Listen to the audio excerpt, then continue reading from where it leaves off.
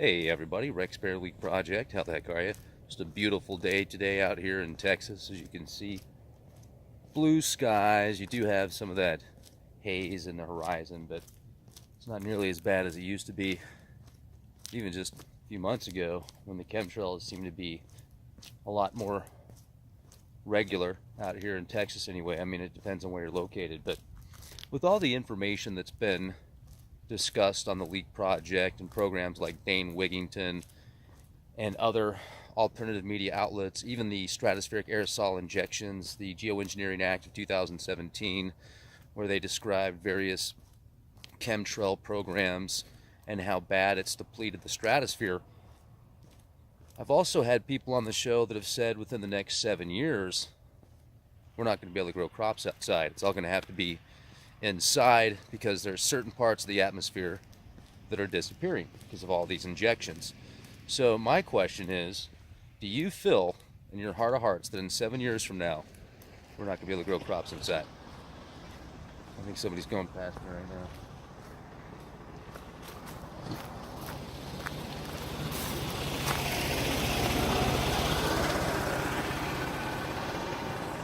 You can see it's gorgeous out here. It's beautiful. And, I wonder sometimes, what's it going to be like 7 years from now?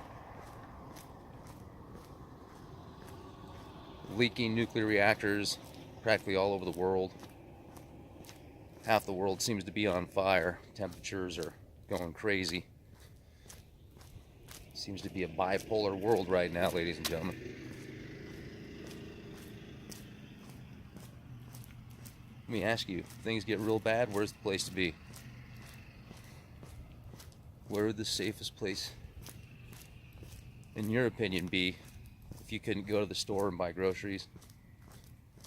If you had zombies start chasing you, want to chew on your face because they're hungry?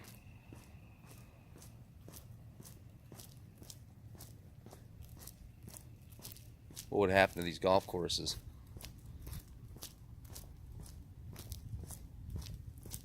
What would happen to the hill country out here? Radiation levels are at 0.09 right now. We just look at it, as you can see that. 0.09 microsieverts per hour. That's low. Used to be a lot lower. And why have they done a drastic decrease?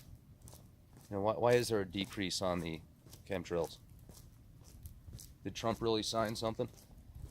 Defunding a lot of these programs? Or did they realize they've just messed up the atmosphere so bad they got to stop sooner or later? Otherwise they're going to be out of jobs too, because they're not going to have anything left to spray.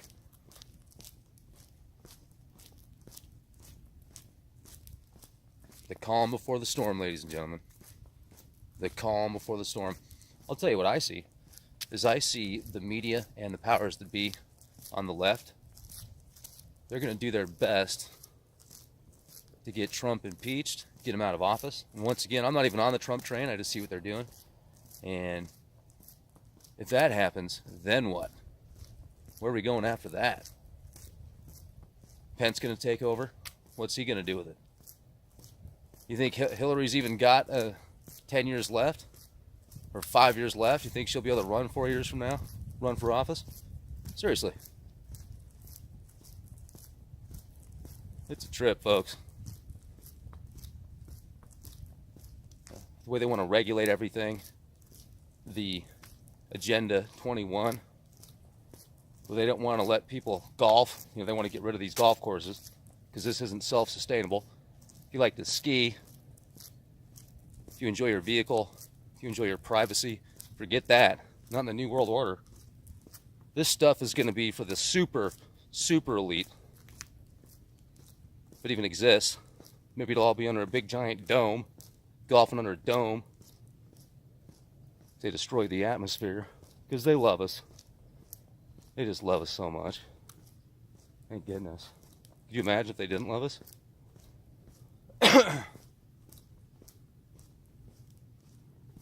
Yeah, what do you bet Texas is next?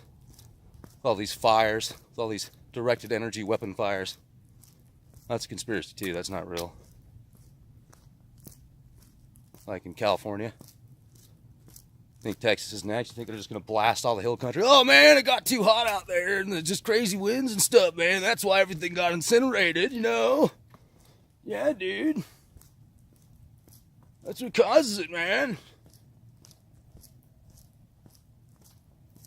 Yeah, did some moonlighting for a friend of mine that has a business in San Antonio a couple days ago. I've got this really cool vacation portfolio where I can travel and stay in condos and resorts and get crazy deals on hotels and stuff like that. So I can stay at people's timeshares without even having to own a timeshare. It's awesome. I love it. These guys are paying ridiculous money on maintenance fees. Then they get to the timeshare and then they try and sell more timeshare. I check in, they're like, oh, he doesn't own timeshare. Oh, let's just let him go. It's great, I love it. But anyway, the reason I'm bringing this up is because I met some people when I was moonlighting the other day, helping my friend out, and they said that in Europe, if you go over there in Europe, they don't have, a lot of countries in Europe, they don't have the same type of products we have out here with all the chemicals and toxins and poisons in it. They actually restrict how many poisons that they put in the food, and the genetically modified stuff, you know, like Monsanto. Monsanto really loves us. They love us more than just about anybody. You know, they want to protect us. That's why they want to put glyphosate on everything, so it gets in even the organic stuff. It's all out of love. It's all out of love, ladies and gentlemen. I mean, what would we do without them? I mean, what would we do if we actually had an opportunity to live in a world that wasn't full of poison? Well, that'd be a conspiracy. We don't deserve that. We don't deserve that. Like, this is a pretty ritzy area. I mean, just look at these houses. Big bucks out here. High dollar, high dollar. What do you think these guys are going to be doing in 10 years with no atmosphere? They ain't going to be living as good, are they? And you can have $1 million, $5 million, $20 million, $100 million, $1 billion, maybe $1 billion. You could build something that would help you cope without being able to go outside. You'd have to have some kind of suit on, otherwise your flesh would get burnt off your body. You know, your hair would, if you had any hair left, your hair would literally just fry, light up. You know, they're going to just give you like this gray goo product now, which is going to be literally Soylent Green. That's going to be the future of food. They'll add some flavoring enhancers in there. And you'll be eating Bob and Nancy because they don't want to live anymore. So they just go into the suicide booth, get suicided, get turned into food because you can't grow crops outside anymore because the atmosphere got destroyed. And now all the solar radiation. Oh wait, that's conspiracy too. People told me that nuclear radioactivity, it's all conspiracy. Plutonium, uranium, all that stuff's good for you. Yeah, no problems. People are very interesting, ladies and gentlemen. The paradigms of some people. I mean, I'm bat crap crazy. But some of the people out there make me look totally sane. It's incredible. And at least I do the research. At least I look into my claims and my theories. Otherwise, if I have an opinion, I'm going to do some research on it. Otherwise, that opinion ain't worth anything. Opinions are hardly worth anything as they are. You couldn't get a cup of coffee with my opinion. Well, you might be able to if they like what you had to say. But if they didn't, then they just want to punch you in the face, right? Because that's how the world works. Divide and conquer, baby. Oh, you're a Republican? Oh, you're a conspiracy theorist. I thought you were smarter than that. Oh, you're a Democrat? Oh, I thought you were smarter than that. Oh, you like football? Oh, you don't like the Broncos? Oh, I thought you were smarter than that. Oh, my college team's better than yours. Oh, my God's better than yours. Oh, you don't like vaccines? Oh, you like vaccines? It's bizarre. People, if they like what they're hearing, oh yeah, they'll go with you. But then if you give them a couple options to think outside of the box and actually help them and wake them up, they'll ridicule you for a bit. Then they'll figure it out. Then they'll come back and talk to you and say thank you later. Usually is what happens.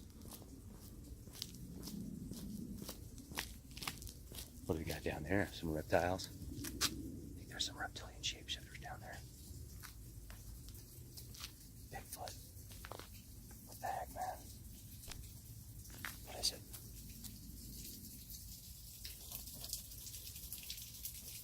Oh, it's just some water. All right, let's keep going. Let's keep going. Stay with me. Stay with me. If you want to. Or you can take off. We can just look at it. You guys should stick around though, at least for a couple more minutes as we walk the path here. I've also been thinking about that Hewlett-Packard Central Nervous System of the Earth program where they want to send a trillion sensors around the world, microscopic sensors, so they can track everything real time. And the DNA supercomputers, the self-replicating DNA computers. Imagine an AI interface connected with that,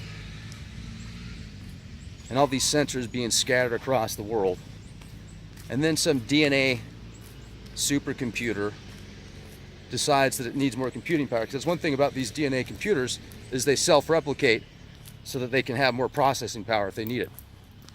So have somebody like tap into that supercomputer, DNA supercomputer, self-replicate, and then what if it starts self-replicating everything around it, like the trees and the grass and the buildings, turns everything into a more efficient computer program. So we're kind of in a computer program right now, right? DNA breaks down in the quad code. So this is a little bit off topic, but let's go into the conspiracy zone here for a minute with the transhuman movement. You think they'll start dropping some type of like self-replicating DNA in a lab that will find a way to escape? You know, they're creating this really cool computer, but this DNA system finds a way to escape, like latches onto somebody. Hold on a second. Take a look at how beautiful that moon is. Can you see it? Nice. Got practically this whole golf course to myself. This is a nice one too out here in Hill Country. I had the Jesuits block it off for me. Yeah. So hey you guys, I need to do a podcast. Can you guys make sure nobody's out here for me? Yeah, Jesuits did it for me. They're friends with the reptilian dudes, so they're just blocking it all off.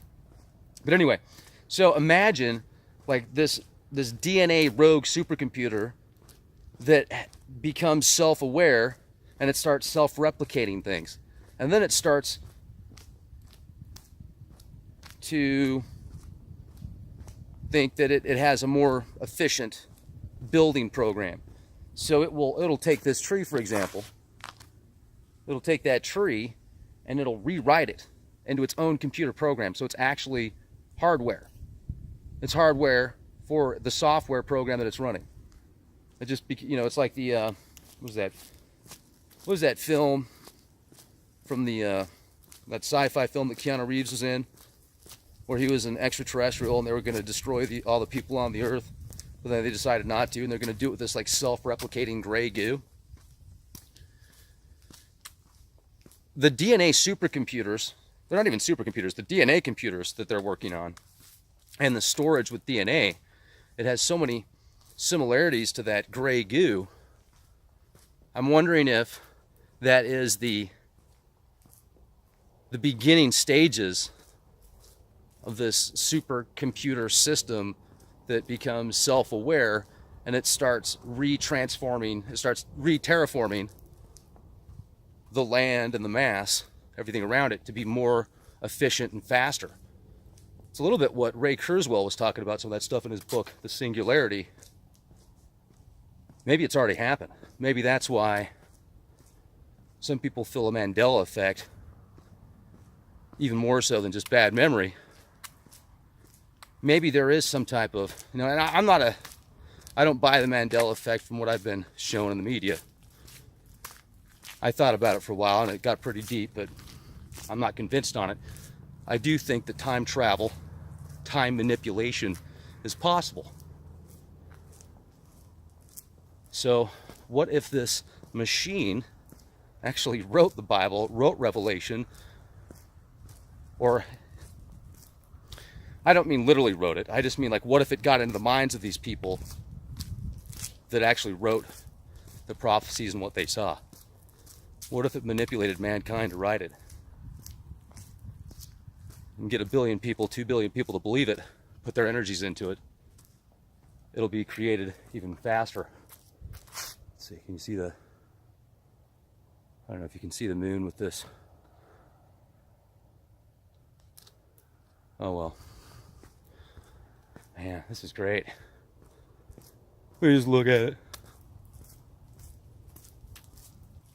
So my question is, if it's already happened, then is the Matrix a lot more science or a lot more nonfiction than fiction? Deep thoughts. Week project. Have an awesome day, everybody. Be excellent to each other. Be the change you want to see. Half the world seems to be on fire. Temperatures are going crazy. Seems to be a bipolar world right now, ladies and gentlemen. Let me ask you, if things get real bad, where's the place to be? Where would the safest place, in your opinion, be? If you can, the next 7 years, we're not going to be able to grow crops outside. It's all going to have to be inside because there's certain parts of the atmosphere that are disappearing because of all these injections. So my question is, do you feel in your heart of hearts that in 7 years from now, we're not going to be able to grow crops inside? I think somebody's going past me right now. With all the information that's been discussed on the LEAK project and programs like Dane Wigington and other alternative media outlets, even the stratospheric aerosol injections, the Geoengineering Act of 2017, where they described various chemtrail programs and how bad it's depleted the stratosphere. I've also had people on the show that have said, hey everybody, Rex Bear Leak Project, how the heck are you? Just a beautiful day today out here in Texas, as you can see. Blue skies, you do have some of that haze in the horizon, but it's not nearly as bad as it used to be even just a few months ago when the chemtrails seemed to be a lot more regular out here in Texas anyway. I mean, it depends on where you're located, but